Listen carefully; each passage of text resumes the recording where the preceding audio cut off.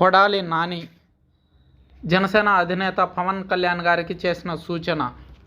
పవన్ కళ్యాణ్ ఇద్దరు గుంటనక్కల మధ్య ప్రయాణం చేస్తున్నారు.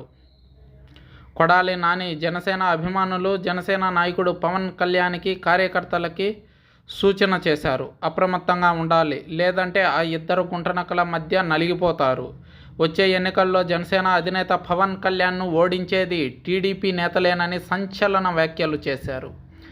ఈ విషయంలో జనసేన అభిమానులు, కార్యకర్తలు అప్రమత్తంగా ఉండాలని కొడాలి నాని అన్నారు. ఎన్టీఆర్నే వెన్నుపోటు పొడిచిన చంద్రబాబు, నాదెండ్ల మనోహర్ వంటి గుంట నక్కలతో పవన్ కళ్యాణ్ ప్రయాణం చేస్తున్నాడని, ఎప్పుడు ఎవరు ఎలా వెన్నుపోటు పొడుస్తారో చెప్పలేని పరిస్థితి అని కొడాలి నాని తెలిపారు.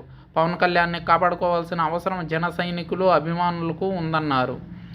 వచ్చే ఎన్నికల్లో చంద్రబాబును పాతాళానికి తొక్కి టీడీపీని చిత్తుగా ఓడించాలని జన సైనికులకు కొడాలి నాని పిలుపునిచ్చారు.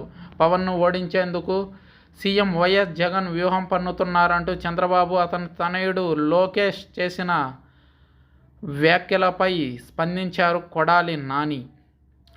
పవన్ కళ్యాణ్ను ఓడించేది తాము కాదని, కేవలం చంద్రబాబు, నాదెండ్ల మనోహర్ వాళ్ళిద్దరూ కలిసే పవన్ కళ్యాణ్ను ఓడిస్తారని స్పష్టం చేశారు.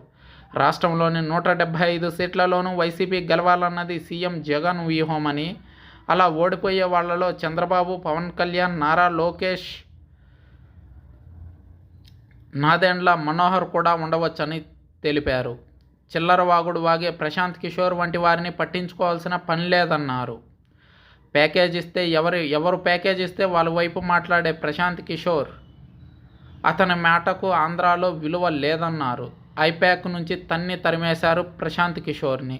బీహార్లో సొంత పార్టీ పెట్టి విఫలమయ్యాడు.